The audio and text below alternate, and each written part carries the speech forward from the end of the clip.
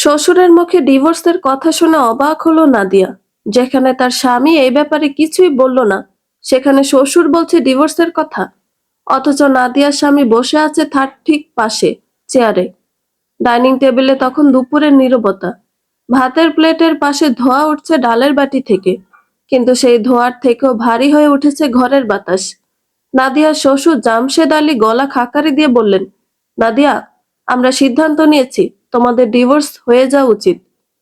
চামচটা হাত থেকে পড়ে গেল নাদিয়ার। শব্দটা যেন পুরো ঘরে প্রতিধ্বনিত হলো। সে তাকিয়ে রইল শ্বশুরের দিকে। তারপর ধীরে ধীরে চোখ ঘুরিয়ে দেখলো তার স্বামী নাদির ঠিক পাশেই চুপচাপ বসে আছে, মাথা নিচু। কোনো প্রতিবাদ নেই, কোনো বিস্ময় নেই। নাদিয়ার বুকের ভেতরটা হঠাৎ খালি হয়ে গেল। ডিভোর্স মানে কি বাবা? তার কণ্ঠ কাঁপলো।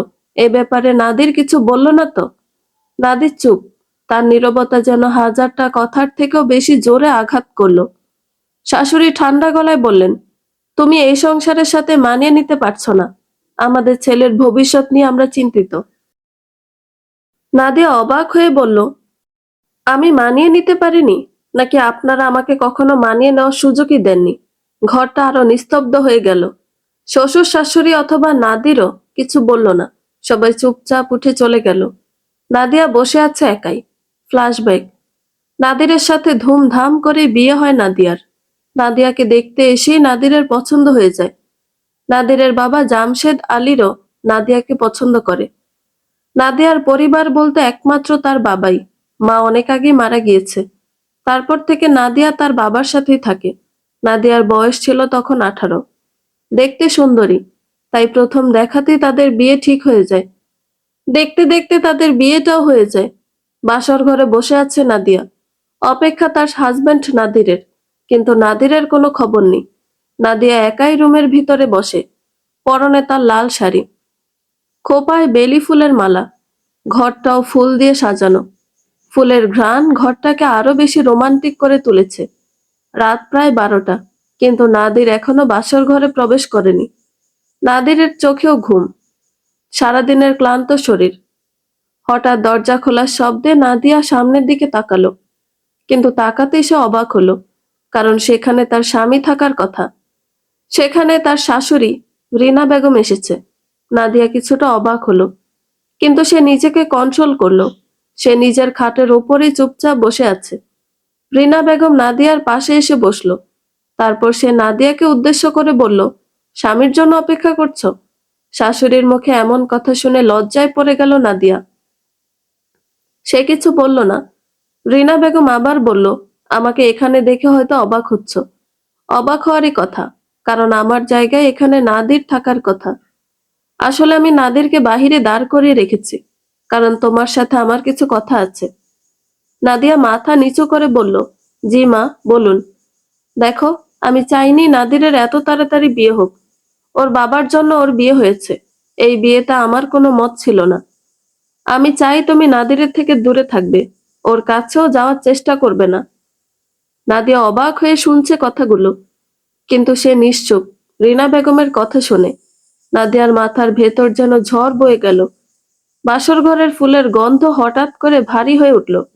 যে রাতটা তার জীবনের সবচেয়ে সুন্দর হওয়ার কথা ছিল, সেই রাতেই তাকে বলা হচ্ছে স্বামীর থেকে দূরে থাকতে। নাদিয়া ধীরে বলল, মা, আমি কি কোনো ভুল করেছি? রিনা বেগম ঠান্ডা চোখে তাকালেন। তারপর সে বলল, ভুল করনি, কিন্তু এই বিয়েটা আমার পছন্দ হয়নি। নাদির এখনো ছোট, ওর ক্যারিয়ার আছে, ভবিষ্যৎ আছে। আমি চাই না এখনই সংসারের ঝামেলায় জড়াক। কিন্তু বিয়েটা তো আপনারা ঠিক করেছেন। ওর বাবা ঠিক করেছে, আমি না। তাই বলছি, তুমি চুপচাপ থাকবে, নিজের সীমা বুঝে চলবে, আর নাদিরের থেকে দূরে থাকার চেষ্টা করবে। আশা করি আমার কথাগুলো মাথায় রাখবে। আর যদি ব্যতিক্রম কিছু হয় তাহলে তোমার কপালে দুঃখ আছে। এই বলে রিনা বেগম উঠে দাঁড়ালেন। দরজার কাছে গিয়ে থামলেন। পিছনে ফিরে নাদিয়াকে বলল, আর একটা কথা, নাদিরকে এসব বলার দরকার নেই। দরজা খুলে তিনি বেরিয়ে গেলেন। বাইরে করিডোরে নাদির দাঁড়িয়ে ছিল। নাদিয়ার চোখে পানি চলে এলো। কত স্বপ্ন ছিল আজকের রাত নিয়ে, কিন্তু তার সব স্বপ্ন আজ শেষ হয়ে গেল। হঠাৎ করে নাদির রুমের ভিতরে প্রবেশ করলো। এক মুহূর্তের জন্য নাদিয়ার চোখে চোখ পড়ল তার স্বামীর, কিন্তু সেই চোখে ভালোবাসা ছিল না, ছিল অদ্ভুত এক অস্বস্তি। সেই রাতেই নাদিয়া বুঝেছিল এই সংসারে তাকে ভালোবাসা দিয়ে নয়, সহ্য শক্তি দিয়ে বাঁচতে হবে। নাদিয়ার পাশে এসে বসতেই নাদিয়া চমকে উঠল। তার শাশুড়ির বলা কথাগুলো তার মনে পড়ল। নাদির বলল, দেরি করার জন্য সরি। আসলে মা বলল ওনার নাকি তোমার সাথে কথা আছে। নাদিয়া নিশ্চুপ। কি হলো, কথা বলছো না যে? আসলে অনেক রাত হয়েছে, আমার এখন ঘুমানোর প্রয়োজন। আমার শরীর খুব ক্লান্ত।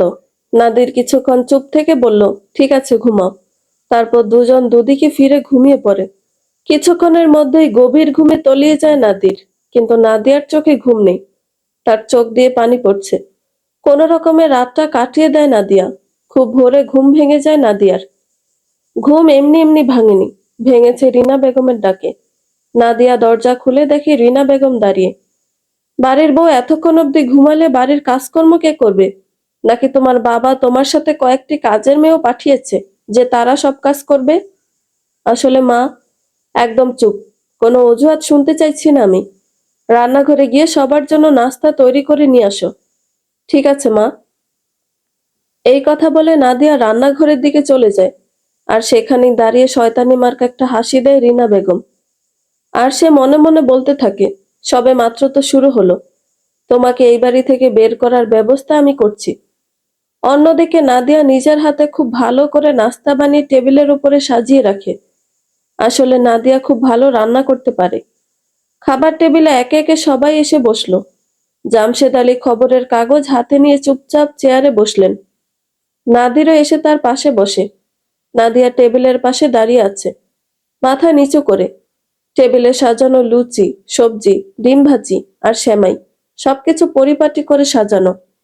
রিনা বেগম প্রথমে প্লেট টেনে নিলেন। এক টুকরো লুচি চিড়ে তরকারিতে ডুবিয়ে মুখে দিলেন।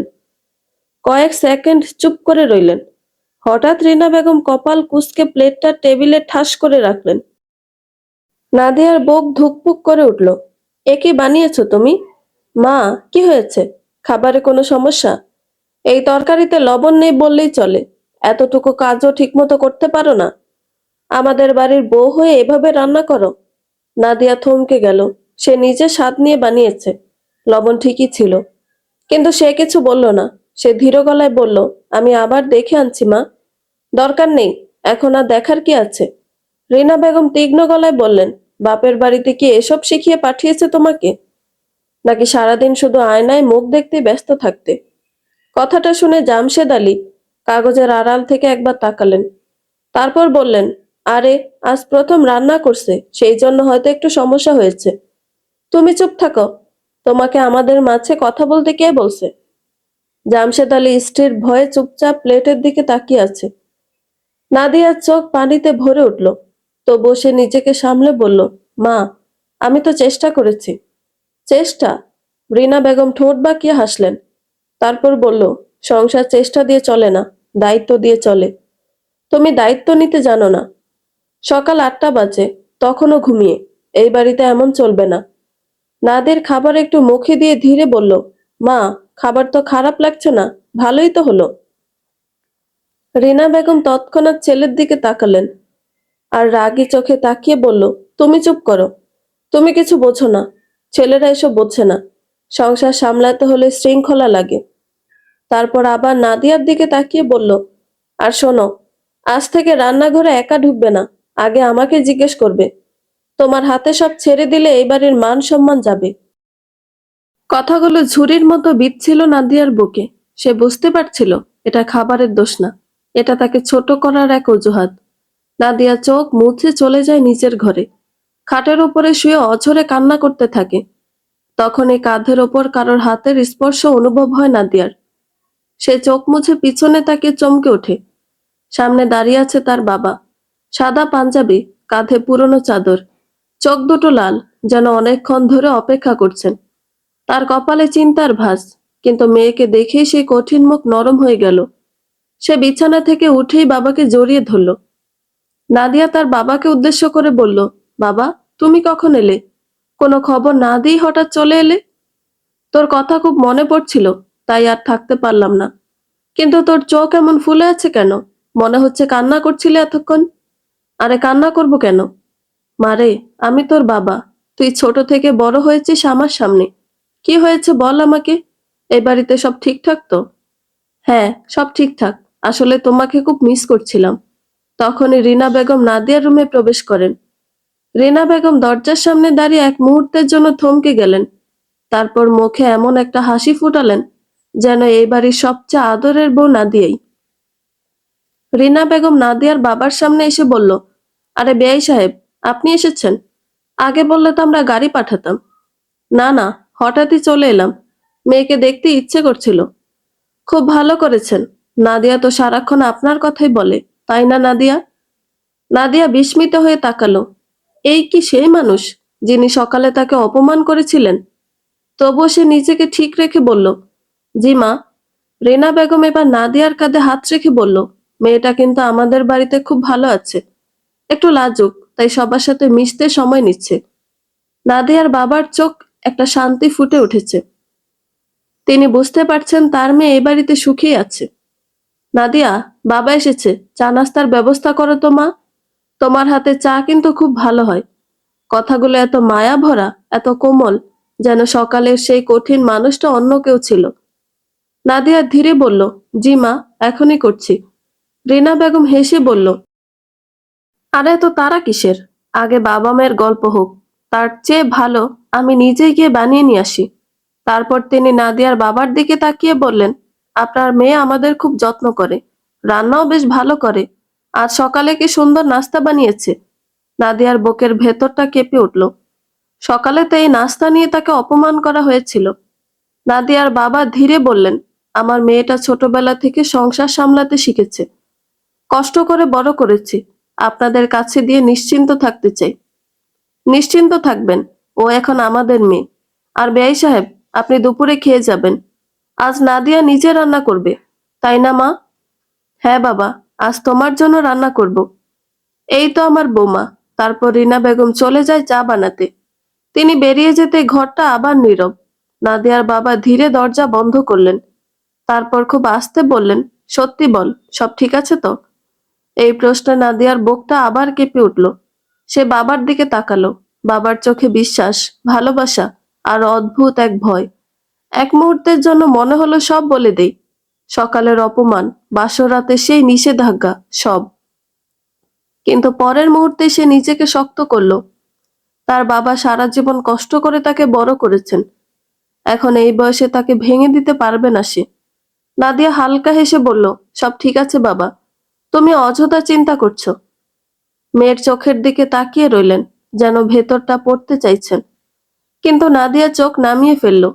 ঠিক থাকলেই ভালো, তুই সুখে থাকলেই আমি শান্তি পাই।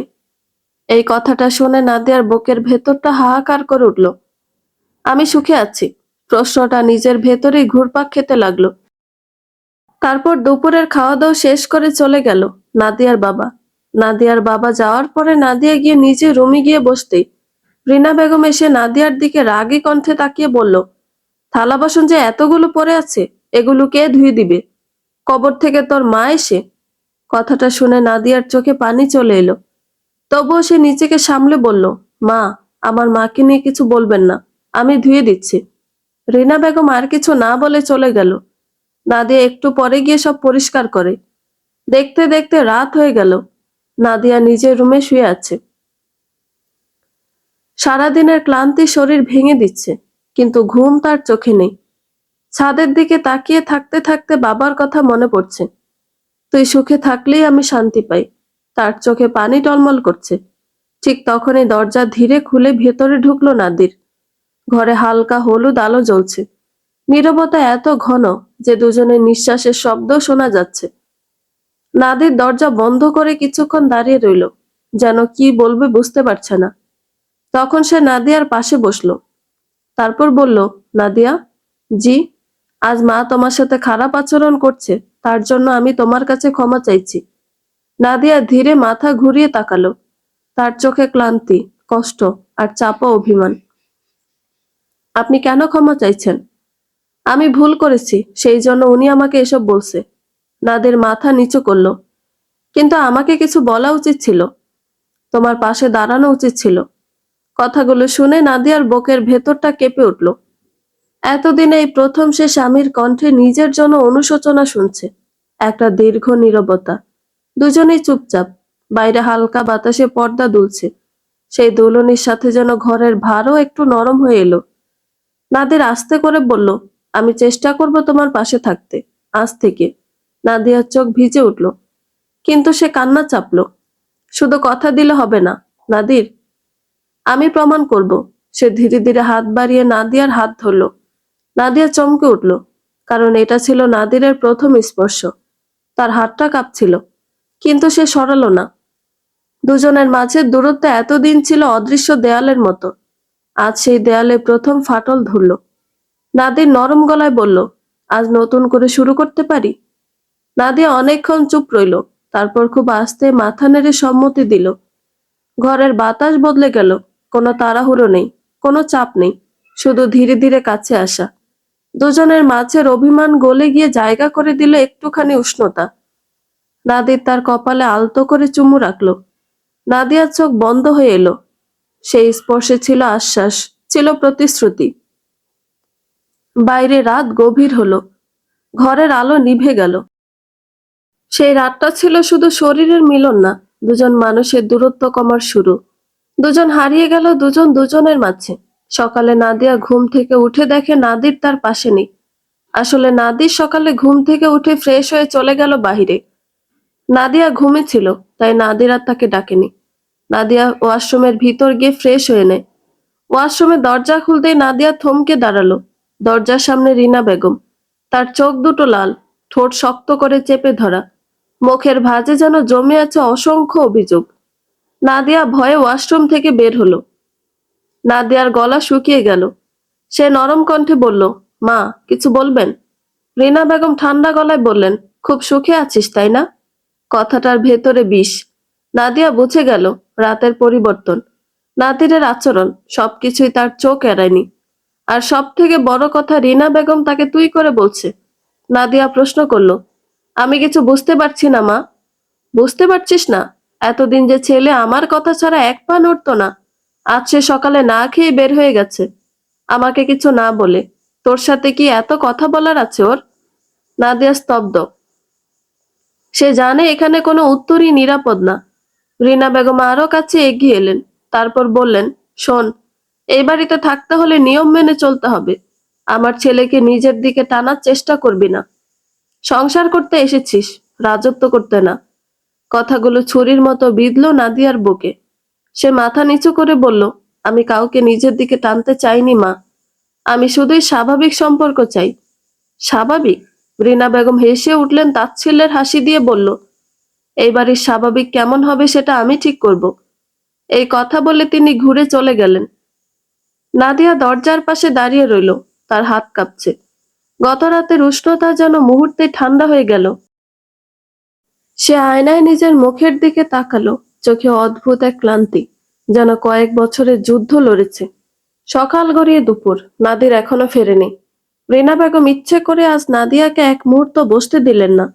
রান্না, কাপড়, ঘর মোছা, সব কাজ একা হাতে করতে হলো তাকে। দুপুরের দিকে হঠাৎ কলিং বেল বেজে উঠল। রিনা বেগম দরজা খুলতেই ভেতরে ঢুকল এক তরুণী। আধুনিক পোশাক, দেখতেও সুন্দরী। মেয়েটা ভিতরে প্রবেশ করে রিনা বেগমকে জড়িয়ে ধরে। তারপর সে বলল, খালামণি, কেমন আছেন? রিনা বেগমের মুখ উজ্জ্বল হয়ে উঠল। মুখে একটা মুচকি হাসি ফুটে ওঠে। তারপর সে বলল, আরে মিথিলা, আয় মা, আয়, ভিতর আয়। নাদিয়া রান্নাঘর থেকে তাকিয়ে দেখলো মেয়েটাকে। বুকের ভেতরে হালকা অস্বস্তি। মিথিলা সোফায় বসে চারদিকে তাকিয়ে বলল, নাদির ভাইয়া বাসায় নেই? অফিসে গেছে মা, তুই বস, আসবে একটু পরেই। নাদিয়ার মনে প্রশ্নের ঝড়। এই মেয়ে কে? কেন তার শাশুড়ির মুখে এত আদর? রিনা বেগম ইচ্ছে করে জোরে চিৎকার দিয়ে বললেন, নাদিয়া, চা নিয়ে আয়, অতিথি এসেছে। নাদিয়া চা বানাতে চলে গেল। কিছু সময় পরে নাদিয়া ট্রে হাতে নিয়ে এলো। মিথিলা তাকে উপর নিচে একবার ভালো করে দেখে নিল। তারপর বলল, ও, এটাই তাহলে নাদির ভাইয়ার বউ? রিনা বেগম মুস্কি হাসলেন। তারপর বলল, হ্যাঁ, আমাদের বৌমা। মিথিলা ঠোঁট বাঁকিয়ে বলল, আমি তো ভাবতাম ভাইয়ার বউটা একটু, মানে আমাদের সার্কেলের মতো হবে। কথাটা শেষ না করলেও অর্থ পরিষ্কার। নাদিয়ার হাতের কাপ কেঁপে উঠল, তবু শান্ত স্বরে বলল, চা নিন। ঠিক তখনই দরজা খুলে নাদির ঢুকলো। সে ঘরে ঢুকেই মিথিলাকে দেখে থমকে গেল। মিথিলা চায়ের কাপটা টেবিলের ওপরে রেখে সে উঠে নাদিরকে জড়িয়ে ধরে। নাদিরকে জড়িয়ে ধরতে দেখে নাদিয়া একটু অবাক হলো। নাদির ব্যাপারটা হয়তো বুঝতে পারে। নাদির নাদিয়ার মুখের দিকে তাকিয়ে দেখে নাদিয়ার মুখ কালো হয়ে আছে। তখন নাদির মিথিলার থেকে নিজেকে ছাড়িয়ে নিয়ে বলল, তুমি এখানে? দেশে কবে আসলে? আজকেই। এতদিন পর দেশে ফিরলাম, ভাবলাম দেখা করি। মিথিলা কথাটা বলে আবার হাসল। সে হাসিতে অতিরিক্ত আত্মবিশ্বাস, যেন এই বাড়িতে তার আলাদা অধিকার আছে। সে সোফায় বসে পড়ল এমন ভঙ্গিতে যেন জায়গাটা তার নিজের। তারপর সে নাদিরকে উদ্দেশ্য করে বলল, ভাইয়া, তোমাকে না একদম চেঞ্জ লাগছে। বিয়ে করার পর মানুষ এত চেঞ্জ হয়ে যায় নাকি? নাদির হালকা অস্বস্তি নিয়ে বলল, কাজের চাপ আছে। মিথিলা চোখ টিপে মুখে একটা হাসি এনে বলল, কাজের চাপ না বইয়ের চাপ? রিনা বেগম হেসে উঠলেন মিথিলার কথাটা শুনে। তারপর বলল, আরে বইয়ের চাপ আবার কিসের? আমাদের নাদিয়া তো খুব শান্ত মেয়ে। নাদিয়া চুপচাপ দাঁড়িয়ে আছে। তার মনে হচ্ছে সে যেন এই ঘরের বাইরের কেউ। মিথিলার প্রতিটা কথায় একটা খোঁচা, একটা ইঙ্গিত বোঝা যাচ্ছে। মিথিলা হঠাৎ নাদিয়ার দিকে তাকিয়ে বলল, ভাবি, আপনি কিছু মনে করছেন না তো? আমরা কিন্তু ইউনিভার্সিটি লাইফে একদম বেস্ট ফ্রেন্ড ছিলাম। সবাই বলতো আমাদের জুটি নাকি দারুণ মানাবে, কিন্তু কথাটা বলেই সে হেসে উঠল। নাদিয়ার বুকের ভেতর কেমন টনটন করে উঠল, তবু মুখে শান্তি রেখে বলল, পুরনো বন্ধুত্ব তো থাকবেই। মিথিলা এবার উঠে দাঁড়িয়ে নাদিরের খুব কাছে এসে দাঁড়ালো। তারপর সে বলল, ভাইয়া, মনে আছে আমরা ঠিক করেছিলাম যদি দুজনের কেউ আগে বিয়ে করি, অন্যজন কিন্তু রাগ করবে। নাদির একটু সরে দাঁড়ালো, কিছুক্ষণ চুপ থেকে বলল, মিথিলা, পুরনো কথা নিয়ে এখন মজা না করলেই ভালো। কেন? ভাবি কি সিরিয়াস টাইপ? এইবার নাদিরের গলায় দৃঢ়তা এলো, আর সে কিছুটা রাগ নিয়ে বলল, অনেক হয়েছে এসব ব্যাপারে, আর কোনো কথা বলবি না। ঘরে হালকা নীরবতা, সবাই নিশ্চুপ। রিনা বেগমও মুখ ঘুরিয়ে নিলেন। মিথিলা আবার ঠোঁট বাঁকিয়ে বলল, ও, সো প্রোটেক্টিভ। ভালোই তো। তার চোখে হালকা জেদ, সেজন্য ইচ্ছে করে সীমা ছাড়াতে চাইছে। নাদিরা দাঁড়িয়ে না থেকে চলে গেল নিজের রুমে। তখনই রিনা বেগম নাদিয়ার দিকে তাকিয়ে বলল, নাদিয়া, যাও রান্না বসাও। মিথিলা কয়েকদিন আমাদের বাসায় থাকবে, আশা করি তুমি ওর খেয়াল রাখবে। ঠিক আছে মা। এই কথা বলে রান্নাঘরে চলে গেল নাদিয়া। রান্নাঘরে ঢুকেই নাদিয়া চুলার সামনে দাঁড়িয়ে রইল কিছুক্ষণ। হাঁড়িতে পানি ফুটছে, কিন্তু তার ভেতরে যেন আরো বেশি কিছু ফুটছে। রিনা বেগমের কথাটা কানে বাজতে লাগলো। কয়েকদিন থাকবে। সে জানে এটা কেবল অতিথি আপ্যায়ন না, এটা পরীক্ষা। তাকে দেখিয়ে দেওয়া এই বাড়িতে তার জায়গা কতটা নড়বড়ে। হঠাৎ পিছন থেকে মিষ্টি গলা। মিথিলা বলল, ভাবি, আমি কি হেল্প করব? নাদিয়া ঘুরে তাকালো। মিথিলা রান্নাঘরের দরজা হেলান দিয়ে দাঁড়িয়ে আছে, মুখে সেই একই আত্মবিশ্বাসী হাসি। নাদিয়ার মিথিলার দিকে তাকিয়ে বলল, না, লাগবে না, আমি একাই পারবো, আপনি বসুন। আরে না না, আমি কিন্তু একদম গায়ে পড়া টাইপ। চুপচাপ বসে থাকতে পারি না, একা বসে থাকতে বোরিং লাগছে। সে এগিয়ে এসে আলমারি খুলতে লাগলো, যেন বাড়ির সবকিছু তার চেনা। আলমারি খুলতে খুলতে বলল, ভাইয়া আগে আমার হাতের কফি ছাড়া পড়তেই বসতো না, এখন তো দেখছি খুব ব্যস্ত মানুষ। নাদিয়া শান্ত গলায় বলল, সময়ের সাথে মানুষ বদলায়। মিথিলা হালকা ঝুঁকে ফিসফিস করে বলল, সব মানুষ বদলায় না ভাবি, কেউ কেউ শুধু অভিনয় করে। কথাটা বলে সে আবার স্বাভাবিক ভঙ্গিতে বেরিয়ে গেল। নাদিয়ার হাত থমকে গেল। এটা কিসের ইঙ্গিত? নাকি সরাসরি চ্যালেঞ্জ করলো? রান্নাঘরের ভেতর দাঁড়িয়ে আছে নাদিয়া। চুলার আগুন জ্বলছে, হাঁড়িতে পানি ফুটছে, কিন্তু তার বুকের ভেতর যেন আরো বড় আগুন জ্বলছে। মিথিলার শেষ কথাটা বারবার কানে বাজছে, সব মানুষ বদলায় না ভাবি, কেউ কেউ শুধু অভিনয় করে। নাদিয়া কিছুক্ষণ স্থির দাঁড়িয়ে থাকলো, তারপর নিজেকে সামলে নিল। সে জানে এই বাড়িতে তার প্রতিটা প্রতিক্রিয়া এখন বিচার করা হবে। হঠাৎ পেছন থেকে একটা কণ্ঠ শোনা গেল, নাদিয়া। নাদিয়া ঘুরে তাকালো। দরজার কাছে দাঁড়িয়ে আছে নাদির। তার মুখে ক্লান্তি, কিন্তু চোখে অন্যরকম চিন্তা। নাদিয়া একটু অবাক হয়ে বলল, আপনি এখানে? নাদির কয়েক সেকেন্ড চুপ করে রইল, তারপর ধীরে ধীরে রান্নাঘরের ভেতরে ঢুকে দরজাটা একটু টেনে দিল। তারপর নাদিয়ার কাছে গিয়ে বলল, তোমার সাথে একটু কথা ছিল। নাদিয়া হাতের খুন্তিটা নামিয়ে রাখলো, তারপর বলল, বলুন। নাদির কিছুক্ষণ নাদিয়ার দিকে তাকিয়ে রইল, তারপর বলল, মিথিলার কথাগুলো তুমি সিরিয়াসলি নিও না। নাদিয়া হালকা হাসলো, কিন্তু সে হাসির ভেতরে কষ্ট লুকানো। সে নিজেকে সামলে বলল, আমি কিছু মনে করিনি, কিন্তু তোমার মুখ দেখে মনে হচ্ছিল তুমি কষ্ট পেয়েছো। নাদিয়া কিছু বলল না, সে নিশ্চুপ হয়ে দাঁড়িয়ে রইল। নাদির এবার একটু কাছে এসে দাঁড়ালো। মিথিলা এমনই, ও সব সময় মজা করে কথা বলে। ইউনিভার্সিটিতেও সবাই ওর কথায় অভ্যস্ত ছিল। নাদিয়া শান্ত গলায় বলল, আপনারা খুব কাছের ছিলেন তাই না? নাদির একটু থমকে গেল। হ্যাঁ, বন্ধু ছিলাম। শুধু বন্ধু? প্রশ্নটা খুব ধীরে বললেও তার ভেতরে একটা অদৃশ্য কাঁপন ছিল। নাদির গভীর নিঃশ্বাস ফেলল, তারপর আবার বলল, সবাই ভাবতো আমরা হয়তো একদিন বিয়ে করব, কিন্তু এটা কখনো সিরিয়াস কিছু ছিল না। নাদি এবার সরাসরি তার চোখের দিকে তাকালো। কিন্তু মিথিলা তো সেটা এখনো মনে করে। নাদির কিছু বলল না। রান্নাঘরের ভেতর কয়েক সেকেন্ড নীরবতা। হঠাৎ বাইরে থেকে রিনা বেগমের কণ্ঠ শোনা গেল, নাদিয়া, রান্না কত দূর? নাদিয়া দ্রুত বলল, হয়ে আসছে মা, আরেকটু বাকি। নাদির ধীরে বলল, দেখো, মা মিথিলাকে খুব পছন্দ করে। ও ছোটবেলা থেকে আমাদের বাসায় আসা যাওয়া করতো।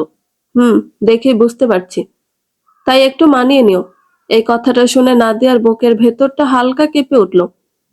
সে শান্তভাবে বলল, মানিয়ে নেওয়াটা তো আমি শুরু থেকেই করছি।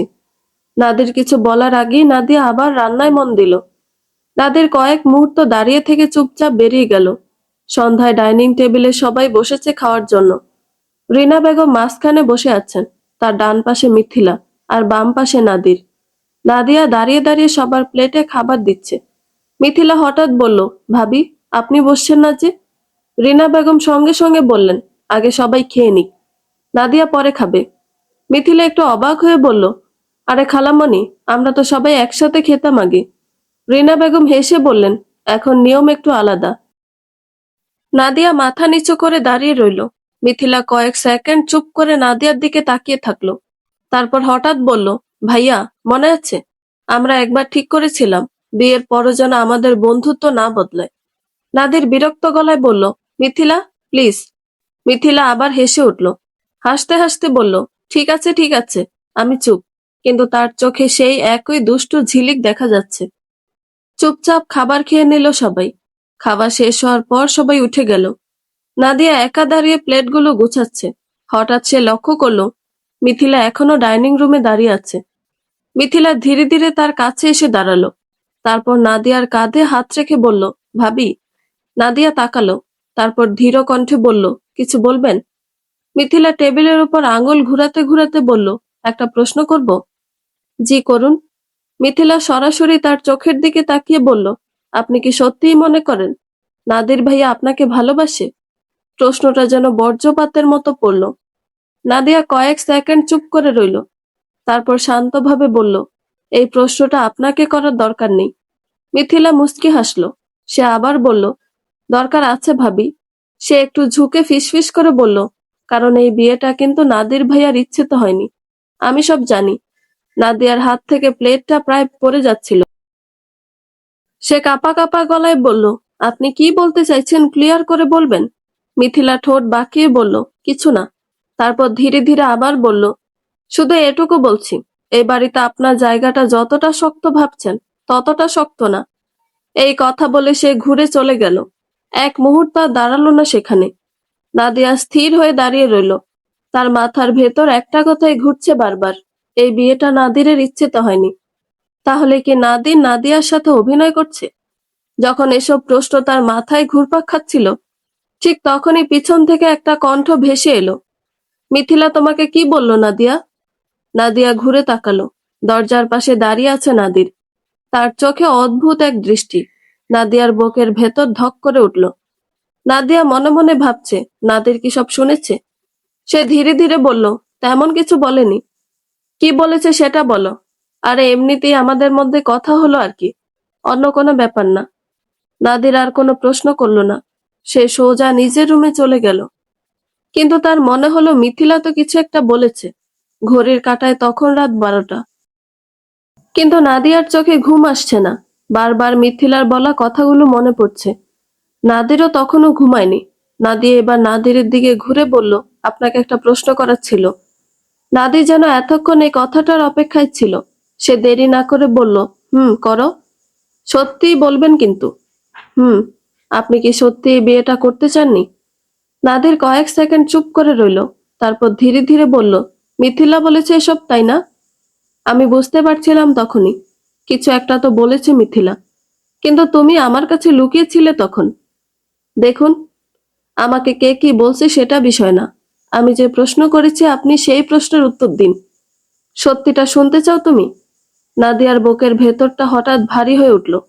সে ফিসফিস করে বলল, হ্যাঁ। নাদির তার চোখের দিকে তাকালো। নাদিয়া অপেক্ষা করছে সত্যটা জানার জন্য। নাদির এবার বলল, তাহলে তোমাকে আজ একটা সত্য জানতেই হবে। হ্যাঁ, আমি জানতে চাই সত্যিটা। আপনি বলুন। নাদির যখনই সত্যিটা বলতে যাবে ঠিক তখনই রিনা বেগমের কণ্ঠ ভেসে এলো। আর দরজার ওপাশে থেকে রিনা বেগম বলল, নাদির, একটু আমার রুমে আয়। নাদির থেমে গেল। নাদিয়ার মনে গভীর প্রশ্ন, এই সময় হঠাৎ কেন ডাকছে রিনা বেগম? রিনা বেগমের কণ্ঠ শোনা মাত্রই ঘরের ভেতরের পরিবেশটা যেন বদলে গেল। নাদির কিছুক্ষণ দরজার দিকে তাকিয়ে রইল। তারপর ধীরে ধীরে বলল, মা ডাকছে, আমি একটু আসছি। নাদিয়া কিছু বলল না, শুধু মাথা নেড়ে সম্মতি জানালো। নাদির দরজা খুলে বাইরে বেরিয়ে গেল। দরজাটা ধীরে বন্ধ হয়ে গেল। ঘরের ভেতর আবার নীরবতা। নাদিয়া বিছানার এক কোণায় বসে আছে। তার বুকের ভেতর অদ্ভুত এক চাপা কষ্ট জমে আছে। মনে হচ্ছে সত্যটা ঠিক সামনে এসে দাঁড়িয়েও আবার দূরে সরে গেল। তার মাথায় শুধু একটা কথাই ঘুরছে, এই বিয়েটা কি সত্যিই নাদিরের ইচ্ছে তো হয়নি? ওদিকে রিনা বেগমের রুমে নাদির দরজার সামনে এসে বলল, মা ডাকছিলেন? রিনা বেগম তখন বিছানায় বসে আছেন। তার চোখে অদ্ভুত একটা কঠোরতা। তিনি ধীরে ধীরে বললেন, দরজাটা বন্ধ কর, আর আমার পাশে এসে বস। নাদির দরজা বন্ধ করে ভেতরে ঢুকলো, আর রিনা বেগমের ঠিক পাশে গিয়ে বসলো। তারপর সে বলল, কি হয়েছে মা? রিনা বেগম কিছুক্ষণ চুপ করে থাকলেন। তারপর ধীরে বললেন, তুই কি নাদিয়াকে কিছু বলতে যাচ্ছিলি? নাদির একটু থমকে গেল। তার মনে প্রশ্ন, মা কিভাবে জানলো? মা কি তাদের কথা শুনছিল আড়ালে দাঁড়িয়ে? কিন্তু সে রিনা বেগমকে কোনো প্রশ্ন করলো না এই ব্যাপারে। সে কিছু না বোঝার ভান করে বলল, কি বলতে? সত্যটা। নাদির মায়ের দিকে তাকিয়ে রইল। তারপর সে একটা দীর্ঘশ্বাস ছেড়ে বলল, মা, সত্য লুকিয়ে রেখে কতদিন চলবে? রিনা বেগমের চোখ লাল হয়ে উঠল। সে কিছুটা রাগান্বিত হয়ে বলল, যতদিন লাগে। নাদির বিরক্ত গলায় বলল, কিন্তু কেন? এতে কার লাভ হচ্ছে মা? রিনা বেগম একটু ঝুঁকে বললেন, তুই কি ভুলে গেছিস এই বিয়েটা কেন হয়েছে? নাদির চুপ। রিনা বেগম আবার বললেন, আমি যদি না চাইতাম এই বিয়েটা হতোই না। কিন্তু মা। কোনো কিন্তু না। ঘরের বাতাস ভারী হয়ে উঠল। ঠিক তখন দরজার বাইরে একটা হালকা শব্দ হলো। রিনা বেগম থেমে গেলেন। নাদির দরজার দিকে তাকালো। দরজার ফাঁক দিয়ে একটা ছায়া সরে গেল। নাদির দ্রুত দরজা খুলে ফেলল। কিন্তু বাইরে কেউ নেই। কিছু দূরে করিডোরে দাঁড়িয়ে আছে মিথিলা। তার মুখে সেই রহস্যময় হাসি। নাদিয়া মিথিলার কাছে গিয়ে দাঁড়াতে মিথিলা বলে উঠল, সব ঠিক আছে তো ভাইয়া? নাদির ভ্রু কুঁচকে বলল, তুমি এখানে কি করছিলে? মিথিলা কাঁধ ঝাঁকালো। তারপর বলল, ঘুম আসছিল না, তাই একটু হাঁটতে বের হয়েছিলাম। তার চোখে যেন অন্য কিছু লুকানো। নাদির কিছু না বলে আবার মায়ের রুমে ঢুকে দরজা বন্ধ করলো। রিনা বেগম নিচু গলায় বললেন, দেখেছিস, আমি আগেই বলেছিলাম এই বিষয়টা কাউকে জানানো যাবে না। নাদির এবার বিরক্ত হয়ে বলল, কিন্তু মা, এভাবে কতদিন? রিনা বেগম ধীরে বললেন, যতদিন দরকার। তারপর খুব নিচু গলায় বললেন, কারণ যদি নাদিয়া সত্যিটা জেনে যায় তাহলে এই সংসার একদিনও টিকবে না। এদিকে নাদিয়ার রুমে নাদিয়া একা বসে আছে। হঠাৎ দরজা হালকা নক হলো। নাদিয়া চমকে উঠল। সে দরজার সামনে গিয়ে বলল, কে? ভাবি, আমি মিথিলা, দরজা খোলো। মিথিলার কণ্ঠ শুনে দরজা খুলে দেয় নাদিয়া। দরজা খুলতে ভেতরে ঢুকলো মিথিলা। তার মুখে সেই একই হাসি। সে বিছানার পাশে এসে দাঁড়ালো। তারপর বলল, ঘুমাওনি এখনো ভাবি? নাদিয়া শান্ত গলায় বলল, কিছু লাগবে? মিথিলা ধীরে ধীরে ঘরের ভেতর হাঁটতে লাগলো। তারপর বলল, একটা কথা বলতে এসেছি। কি কথা? মিথিলা একটু ঝুঁকে বলল, নাদির ভাইয়াকে আপনাকে সত্যিটা বলেছে? নাদিয়ার বুক ধক করে উঠল। সে মিথিলাকে বলল, কোন সত্য? মিথিলা মুচকি হাসল। তারপর বলল, ও, তাহলে এখনো বলেনি? সে আবার ফিসফিস করে বলল, জানেন ভাবি, আজকে মা আর ভাইয়া রুমের সামনে দাঁড়িয়ে আমি একটা খুব ইন্টারেস্টিং কথা শুনেছি। নাদিয়া চমকে উঠে বলল, কি কথা? মিথিলা কয়েক সেকেন্ড চুপ করে রইল। তারপর ধীরে ধীরে বলল, এই বিয়েটা শুধু মায়ের সিদ্ধান্ত ছিল না। নাদিয়ার বুকের ভেতর কাঁপন শুরু হলো। তাহলে? মিথিলা এবার খুব ধীরে বলল, এই বিয়ের পেছনে একটা কারণ আছে। কি কারণ? মিথিলা চোখে চোখ রেখে বলল, সে কারণটা যদি তুমি জানতে তাহলে হয়তো তুমি নিজেই সংসার ছেড়ে চলে যেতে। নাদিয়া স্থির হয়ে গেল। ঠিক তখনই দরজার বাইরে পায়ের শব্দ শোনা গেল। নাদির ফিরে এসেছে। মিথিলা দ্রুত সোজা হয়ে দাঁড়ালো। তারপর ঠোঁটে সেই রহস্যময় হাসি নিয়ে বলল, ঘুমিয়ে পড়ো ভাবি, সামনে অনেক মজার দিন আসছে। এই কথা বলেই সে ঘর থেকে বেরিয়ে গেল। দরজার সামনে দাঁড়িয়ে নাদির, আর ঘরের ভেতরে দাঁড়িয়ে নাদিয়া। দুজনের চোখে একই প্রশ্ন, এই বিয়ের পেছনে আসলে কি রহস্য লুকিয়ে আছে? দরজার সামনে দাঁড়িয়ে আছে নাদির। মিথিলা তখনই পাশ কাটিয়ে বের হয়ে গেল। যাওয়ার সময় তার ঠোঁটে সেই রহস্যময় হাসি, যেন সে ইচ্ছে করে একটা আগুন জ্বালিয়ে দিয়ে গেল। নাদির কয়েক সেকেন্ড দরজার কাছে দাঁড়িয়ে রইল। তারপর ঘরে ঢুকে দরজাটা বন্ধ করলো। নাদিয়া তখন বিছানার পাশে দাঁড়িয়ে আছে। তার চোখে প্রশ্ন, মনে অস্থিরতা। নাদির বলল, মিথিলা এখানে কেন এসেছিল? নাদিয়া কিছুক্ষণ চুপ করে রইল। তারপর বলল, এমনি কথা বলতে এসেছিল। নাদির ভ্রু কুঁচকে তাকালো। তার মনে অন্য কিছু ইঙ্গিত দিচ্ছিল। এমনি? হুম। নাদির কিছুক্ষণ নাদিয়ার দিকে তাকিয়ে থাকলো, যেন বুঝতে চাইছে সে সত্য বলছে কিনা।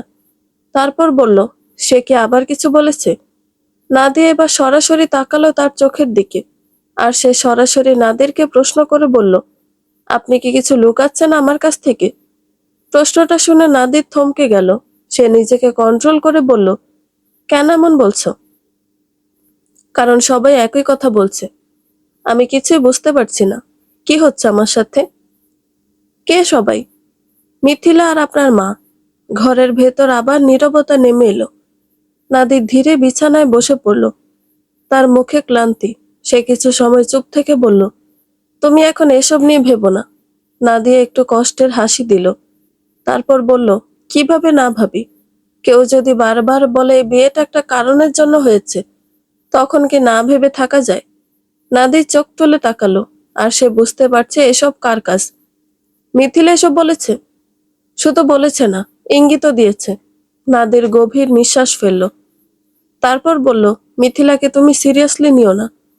নাদিয়া এবার একটু জোর গলায় বলল, কিন্তু আপনি তো সত্যিটা বললেন না। নাদির চুপ। নাদিয়া আবার বলল, আপনি বলতে যাচ্ছিলেন, কিন্তু মা ডেকে নিলেন। নাদির কয়েক সেকেন্ড নীরব রইল। তারপর বলল, এখন রাত অনেক হয়েছে, এসব কথা পরে বলবো। কথাটা বলে সে শুয়ে পড়ল। নাদিয়া স্থির হয়ে দাঁড়িয়ে রইল। তার মনে হলো নাদির সত্যটা বলতে চায়, কিন্তু পারছে না। রাত অনেক হয়ে গেছে। ঘরের লাইট নিভিয়ে শুয়ে পড়েছে নাদির, কিন্তু নাদিয়ার চোখে একটুও ঘুম নেই। সে ছাদের দিকে তাকিয়ে আছে। মাথার ভেতর হাজারটা প্রশ্ন ঘুরছে।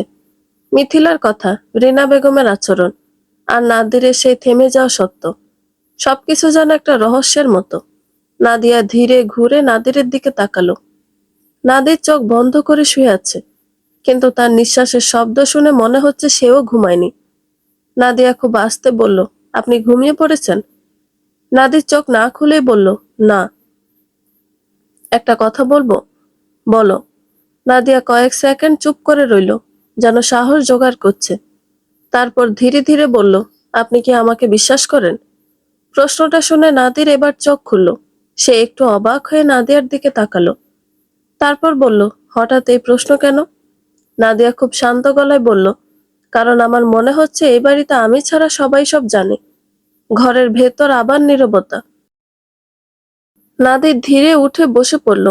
তুমি এসব নিয়ে এত ভাবছো কেন? কারণ এটা আমার জীবনের প্রশ্ন। কথাটা বলার সময় নাদিয়ার কণ্ঠ একটু কেঁপে উঠল। সে আবার বলল, যদি এই বিয়েটা কোনো কারণে হয়ে থাকে, তাহলে সেই কারণটা জানার অধিকার আমার আছে। নাদি চুপ করে রইল। কয়েক সেকেন্ড পরে সে ধীরে ধীরে বলল, আমি তোমাকে সব বলবো। নাদিয়ার বুক ধক করে উঠল। কখন? নাদির কিছুক্ষণ চুপ থেকে বলল, খুব তাড়াতাড়ি। নাদিয়া বুঝতে পারল নাদির এখনো পুরো সত্য বলতে প্রস্তুত না। সে আর কিছু বলল না। পরদিন সকালে ড্রয়িং রুমে বসে চা খাচ্ছেন রিনা বেগম। মিথিলা তার পাশেই বসে ফোনে কিছু দেখছে। হঠাৎ মিথিলা বলল, পাশে বসে আছেন নাদিরের বাবা। নাদিরের বাবা নাদিয়াকে ডাকলো। নাদিয়া তাড়াতাড়ি করে চলে এলো। তারপর সবাইকে নাস্তা দিচ্ছে। এমন সময় জামশেদ আলী বলল, নাদিয়া। জি বাবা। নাদিয়া, আমরা সিদ্ধান্ত নিয়েছি তোমাদের ডিভোর্স হয়ে যাওয়া উচিত। ঘটনা এবার বাস্তবে ফিরে আসলো। এর পরের সবই তো জানেন, তাই আর ওইসব বললাম না। ডাইনিং টেবিলে একা বসে থাকতে থাকতে সেই রাতের কথা মনে পড়ে নাদিয়ার। সে বুঝতে পারে আজকের এই ডিভোর্স শব্দটা হঠাৎ করে আসেনি। ধীরে ধীরে প্রতিদিন একটু একটু করে তাকে দূরে সরিয়ে দেওয়া হয়েছে। বিয়ের পরের দিন থেকেই রিনা বেগম তাকে রান্নাঘরে দাঁড় করিয়ে রেখেছিলেন ঘন্টার পর ঘন্টা। আমাদের বাসায় নিয়ম আছে, সকালে সবাই উঠে নামাজ পড়ে তারপর কাজ। তোমার বাবার বাড়ির মতো না। নাদিয়া সব মেনে নিয়েছিল। সে ভেবেছিল সময়ের সাথে সব ঠিক হয়ে যাবে, কিন্তু কিছুই ঠিক হলো না। অন্যদিকে মিথিলা রিনা বেগমকে বলল, খালামণি, একটা কথা বলবো। বল মা। আপনি কি মনে করেন ভাবি সত্যিটা জানলে কি করবে? রিনা বেগম একটু থমকে গেলেন। কোন সত্য? মিথিলা ঠোঁট বাঁকিয়ে হাসল। যে কারণের জন্য এই বিয়েটা হয়েছে, আবার ডিভোর্সও হলো। রিনা বেগমের মুখ গম্ভীর হয়ে গেল। এসব কথা আবার শুরু করিস না। মিথিলা হেসে বলল, আমি তো শুধু ভাবছিলাম, যদি ভাবি সব জেনে যায়। রিনা বেগম এবার কড়া গলায় বললেন, নাদিয়া কিছু জানবে না। কিন্তু যদি জেনে যায়? রিনা বেগম ধীরে বললেন, তাহলে সেই দিনটা এই সংসারের জন্য খুব খারাপ হবে। মিথিলার চোখে তখন অদ্ভুত এক ঝিলিক। সে মনে মনে বলল, সেই দিনটা আমি খুব তাড়াতাড়ি নিয়ে আসবো। ডাইনিং টেবিলে একা বসে আছে নাদিয়া। সামনে চায়ের কাপটা ঠান্ডা হয়ে গেছে অনেকক্ষণ আগে। আজকে সেই কথাটা এখনো কানে বাজছে। নাদিয়া, আমরা সিদ্ধান্ত নিয়েছি তোমাদের ডিভোর্স হয়ে যাওয়া উচিত। কথাটা বলেছিলেন নাদিরের বাবা জামশেদ আলী। সেই মুহূর্তে ঘরের ভেতর সবাই ছিল। রিনা বেগম নিশ্চুপ। মিথিলার ঠোঁটে অদ্ভুত এক চাপা হাসি। আর নাদির মাথা নিচু করে বসেছিল। কেউ একবারও নাদিয়ার দিকে তাকায়নি। সেদিনের পর থেকে যেন সবকিছু খুব দ্রুত বদলে যেতে লাগলো। 2 দিন পরে ডিভোর্সের কাগজ তৈরি। ড্রয়িং রুমে সবাই বসে আছে। টেবিলের ওপর রাখা সাদা কাগজটা যেন একটা সম্পর্কের মৃত্যু সনদ। নাদিয়ার বাবাও চুপ করে বসে আছেন। তার চোখে কষ্ট, কিন্তু মুখে দৃঢ়তা। রিনা বেগম নাদিয়াকে বললেন, নাদিয়া, সই করে দাও। ঘরের ভেতর নিস্তব্ধতা। নাদিয়া ধীরে ধীরে কাগজটা হাতে নিল। তার চোখ হঠাৎ পড়ে গেল নিচের লাইনে, কারণ পারিবারিক অমিল। নাদিয়া হালকা হাসল। তারপর খুব শান্ত গলায় বলল, সত্যিটা কি আজ বলবেন মা? রিনা বেগম একটু চমকে উঠলেন। তারপর বললেন, কি সত্য? নাদিয়া এবার সরাসরি তাকালো তার চোখে। যে কারণের জন্য এই বিয়েটা হয়েছিল। ঘরের বাতাস ভারী হয়ে উঠল। মিথিলা ঠোঁট বাঁকিয়ে হাসল। তারপর বলল, ভাবি, এখন এসব জেনে কি হবে? ডিভোর্স তো হয়েই যাচ্ছে। নাদিয়া বলল, আমার নিজের জীবনের সত্য জানার অধিকার আছে। কিছুক্ষণ নীরবতা। তারপর হঠাৎ নাদির ধীরে বলল, আমি বলবো সত্যটা। সবাই তার দিকে তাকালো। নাদির মাথা নিচু করে বলল, এই বিয়েটা ভালোবাসার জন্য হয়নি। নাদিয়ার বুক কেঁপে উঠল। তবু সে চুপ করে শুনতে লাগলো। নাদির বলতে শুরু করলো, কয়েক বছর আগে বাবার ব্যবসায় বড় সমস্যা হয়েছিল। অনেক ঋণ হয়ে গিয়েছিল। তখন তোমার বাবা সাহায্য করেছিলেন। নাদিয়া স্থির হয়ে গেল। নাদির আবার বলল, সেই সময় বাবা প্রতিশ্রুতি দিয়েছিলেন, যদি পরিস্থিতি ঠিক হয়, তাহলে আমাদের পরিবারে সম্পর্ক করা হবে। নাদিয়ার চোখে বিস্ময় নিয়ে বলল, তাহলে? নাদির বলল, সেই প্রতিশ্রুতি রাখার জন্যই বাবা তাড়াহুড়া করে এই বিয়েটা করিয়েছিল। ঘরের ভেতর নিস্তব্ধতা নেমে এলো। নাদিয়া এবার ধীরে ধীরে বলল, ও, তাহলে আমি একটা ঋণ শোধের মাধ্যম ছিলাম। কেউ কোনো উত্তর দিল না। এই নীরবতাই ছিল সবচেয়ে বড় উত্তর। মিথিলা হঠাৎ হাসল। তারপর সে বলল, দেখলেন ভাবি, সত্যটা জানলে আপনি নিজেই চলে যেতে চাইবেন, বলেছিলাম না? কিন্তু নাদিয়া এবার হাসল, শান্ত, অদ্ভুত একটা হাসি। সে ধীরে ধীরে উঠে দাঁড়ালো। তারপর কাগজটা টেবিলে রেখে বলল, না, আমি চলে যেতে চাই না। সবাই অবাক হয়ে তার দিকে তাকালো। রিনা বেগম কড়া গলায় বললেন, তাহলে? নাদিয়া একটা মুচকি হাসি দিয়ে বলল, আমি চলে যাচ্ছি, কিন্তু পালিয়ে না। সে কাগজটা তুলে নিল, কলম হাতে নিল। তারপর খুব শান্তভাবে নিজের নাম লিখে দিল নাদিয়া। সই করার পর সে কাগজটা টেবিলে রেখে বলল, একটা ঋণ শোধ করার জন্য আমার জীবন ব্যবহার করা হয়েছিল, কিন্তু আজ থেকে আমার জীবন শুধু আমার। নাদির মাথা তুলে তাকালো, তার চোখে প্রথমবারের মতো অনুতাপ। নাদিয়া, আমি। নাদিয়া হাত তুলে থামিয়ে দিল, না, আজ আর কোনো ব্যাখ্যা দরকার নেই। সে ধীরে দরজার দিকে হাঁটতে লাগলো। ঠিক দরজার সামনে গিয়ে থামলো। তারপর একবার ঘুরে তাকালো। তার চোখে আর কোনো কষ্ট নেই, আছে শুধু দৃঢ়তা।